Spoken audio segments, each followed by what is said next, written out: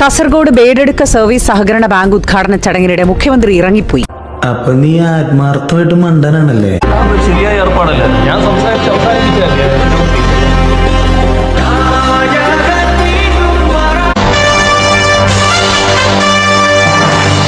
നീ എന്താണ് ചാണാൻ ചവിട്ടിയ പോലെ നടക്കണത്?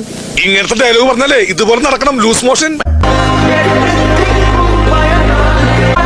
കൊള്ളാം, നന്നായിട്ടുണ്ട്. മുഖ്യമന്ത്രിയുടെ പ്രസംഗം തീരും മുൻപ് വേദിയിൽ അനൗൺസ്മെന്റ് നടത്തിയതാണ് പിണറായിയെ പ്രകോപിപ്പിച്ചത്.